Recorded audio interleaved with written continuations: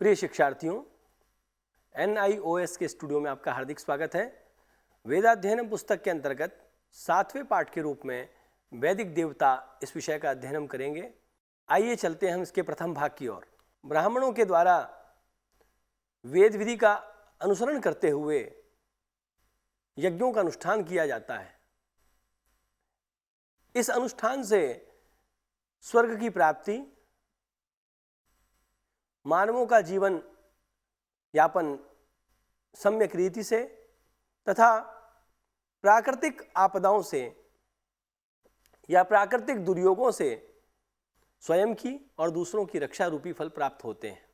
वस्तुतः याग के फल से देवताओं की संतुष्टि होती है और देवताओं की संतुष्टि से हमें इस प्रकार के फल प्राप्त होते हैं। इसलिए वेद में बताए हुए कर्मों का लक्ष्य देवताओं की संतुष्टि का विधान करना है। अब ये देवता कौन है, इस विषय की बारे में हम विस्तार से इस पाठ में जानेंगे।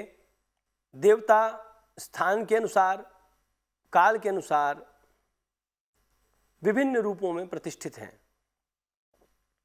देवताओं में मूल कौन है, इसके विषय में यास्क और कात्यायन ने अपने अपने मत प्रकट किए हैं, जो कि हम इस अध्याय में आपको बताएंगे।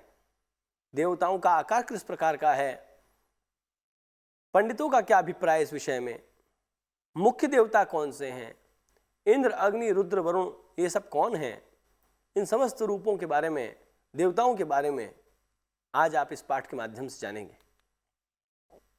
इस पाठ के अध्ययन के पश्चात देवताओं का सामान्य परिचय आप जान पाएंगे, देवताओं के विभाजन को आप समझ सकेंगे, देवताओं के विषय में यास्क और कात्यायन इन दोनों ही आचार्यों के मत से अवगत हो सकेंगे, देवताओं का आकार किस प्रकार का है इस विषय को जान पाएंगे, इंद्र के, अग्नि के, वरुण के और अश्विन और रुद्र के रूप को आप जान पाएंगे।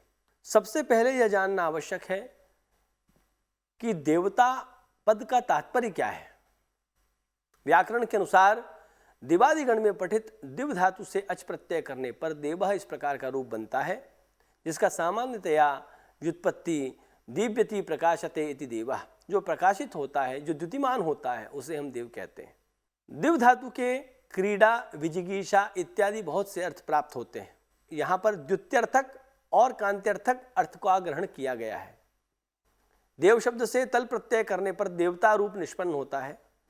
देव शब्द, ये जो देव शब्द है और देवता शब्दश्च उभौ पर्यायौ, वस्तुतः पुल्लिंग में देव शब्द चलता है और स्त्रीलिंग में देवता शब्द चलता है और दोनों एक ही अर्थ के प्रकार अंतर से वाचक है। देव शब्द के निर्वचन को करते हुए यास्काचार्य कहते हैं देवो दानाद् वा दीपनाद् वा द्योतनाद् वा, अर्थात दानं करोति, जो दान करता है, जो उससे मांग लिया जाए वो दे देता है। यह द्योतते, जो स्वयं प्रभा से संपन्न, आभा से संपन्न है और जो अपने कार्यों के द्वारा प्रतिष्ठित होता है, यश को प्राप्त होता है, उसे हम देव कहते हैं। यज्ञादि में वेद मंत्रों के द्वारा देवताओं की स्तुति की जाती है और स्तुति के परिणाम से यजमान के अभीष्ट की सिद्धि होती है। इस प्रकार से देवता हमारे अभिलषित वर को देने वाले हैं। मंत्रों के देवता चैतन्य स्वरूप हैं और देवताओं का प्रकृत स्वरूप ब्रह्म है और ब्रह्म स्वयं प्रकाश है। इस प्रकार से एक ब्रह्म भिन्न भिन्न रूप में प्रकाशित होता है। वेद के अच्छी प्रकार से ज्ञान के लिए देवताओं का जानना बहुत आवश्यक है। बृहद देवता नाम के शौनक प्रणीत ग्रंथ में लिखा है, वेदितव्यम दैवतम ही मंत्रे मंत्रे प्रयत्नतः दैवतज्ञो ही मंत्राणाम तदर्थम अवगच्छति, अर्थात प्रत्येक मंत्र में देवताओं का ज्ञान यत्नपूर्वक करना चाहिए, क्योंकि जिसे देवताओं का ज्ञान होता है वही वस्तुतः मंत्र का जो यथार्थ तात्पर्य है उसको हृदयगत कर सकता है, उसको समझ सकता है, उस मंत्र के मर्म को समझ सकता है। वेद में बहुत से देवताओं तथा बहुत सारी देवियों के नाम दिखाई पड़ते हैं। कुछ देवता जैसे कि अग्नि, वायु, इंद्र, सूर्य, विष्णु, सोम, वरुण, पूषा, मरुत, रुद्र, सविता, आर्यमा, अपान्नपात, अश्विन, आदित्य, द्यौ, ऋभु, यम इत्यादि कुछ देवियों के भी नाम वहाँ दृष्टिगोचर होते हैं, जैसे वाक, उषा, अदिति, रात्रि, पृथ्वी, सरस्वती, श्री, धिषणा इत्यादि। कुछ ऐसे देवता हैं जिन्हें युग्म देवता कहते हैं, जिनका नाम द्वंद्व समास के द्वारा प्रतिष्ठित है, जैसे मित्रा वरुण, इंद्राग्नि, सूर्या चंद्रमस, द्यावा पृथ्वी, अग्निशोम इत्यादि। अश्विन देवता एकमात्र ऐसे देवता हैं जो सदा युग्म रूप में, यमज रूप में ही माने जाते हैं। अतः अश्विनौ इस प्रकार का द्विवचनांत प्रयोग किया जाता है। प्राचीन रोम के जो कियास्टर और पॉलुक्स नाम के देवता हैं, वस्तुतः वह अश्विन देव ही हैं। विश्वे देव, ये हमेशा बहुवचनांत प्रयोग देखने को मिलता है और इसके माध्यम से समस्त देवताओं का ग्रहण किया जाता है और ये बहुदेवतावाचक, गोष्ठीवाचक शब्द है। देवताओं का विभाग किस प्रकार का है? निरुक्त के अनुसार वेद स्थान के भेद से और काल के भेद से 3 प्रकारों में विभक्त है। भूलोक से संबंधित देवता अर्थात भूस्थानीय देवता, पृथ्वी स्थानीय देवता। अंतरिक्ष लोक से संबंधित देवता अर्थात अंतरिक्ष स्थानीय देवता अथवा मध्यम स्थानीय देवता। इसी प्रकार से द्युलोक से संबंधित देवता द्युस्थानीय देवता। वहाँ पर अग्नि, जल, पृथ्वी, सोम ये सब भू के देवता माने गए हैं। इंद्र, मरुत, अपानपात, पर्जन्य इत्यादि सब अंतरिक्ष से संबंधित देवता माने गए हैं।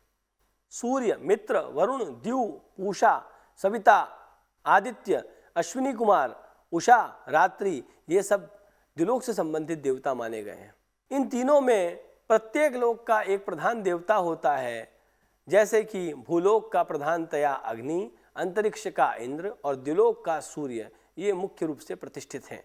यास्क ने कहा है, तिस्र एव देवता इति नैरुक्ताः अग्नि पृथ्वी स्थानो वायुर्वेन्द्रो वांतरिक्ष स्थान सूर्योद्युस्थानः। इन तीनों देवताओं के भिन्न भिन्न कार्य हैं, भिन्न भिन्न विशेषण हैं और भिन्न भिन्न इनके नामकरण देखने को मिलते हैं। अग्नि के विशेषण भेद से, कार्य भेद से वैश्वानर, जातवेदस, नाराशंस, सुसमिद्ध, तदनुपात इत्यादि नाम देखने में आते हैं। इसी प्रकार से वायु के मातरिश्वा, इंद्र, रुद्र, अपानपात इत्यादि नाम देखने में आते हैं।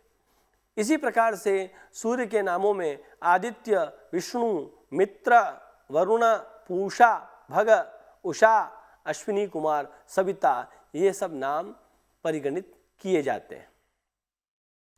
यास्क का यह सब मानना केवल कपोल कल्पना नहीं थी, अपितु ऋग्वेद में भी इसी मत का समर्थन किया गया है। सूर्यो नो दिवस्पातु वातोन्तरिक्षाद अग्निर्नः पार्थिवेभ्यः, ऐसा वचन दशम मंडल में प्राप्त होता है। ऋग्वेद में समस्त देवताओं के नामों का उल्लेख है, केवल 3 नामों के उल्लेख के द्वारा उनका मुख्यत्व प्रतिपादन किया गया है। देवताओं का निवास स्थान पृथ्वी, अंतरिक्ष इत्यादि क्रम से भू, भुवः, स्वः ये तीनों व्याहृतियों के क्रम से 3 जगह माना गया है। वैदिक ग्रंथों में देवताओं की संख्या 33 मानी गई है, जिनमें 11 भूलोक से संबंधित, 11 अंतरिक्ष लोक अथवा मध्यम लोक से संबंधित तथा 11 ही द्युलोक से भी संबंधित माने जाते हैं। शतपथ ब्राह्मण में भी 33 देवताओं का विषय स्वीकार किया गया है और ऋग संहिता के मंत्रों में 3339 देवताओं को माना गया है। पौराणिक काल में यह संख्या 33 करोड़ जा पहुंची। इस प्रकार मुख्यों में अग्नि, वायु, सूर्य ये तीनों जो कि अग्नि के निकटतम हैं तथा सूर्य के दूर होने के कारण सूर्यो देवानां परमः, अन्य देवताओं का अंतर्भाव इन्हीं देवताओं में किया जाने लगा। सूक्ष्म विचार से यह ज्ञात होता है कि तीनों देवता परमात्मा की 3 प्रकार की अभिव्यक्तियां हैं। देवताओं के विचार के समय पर यास्क के द्वारा निरुक्त में कहा गया, देवतायाः एक आत्मा बहुधा स्तूयते।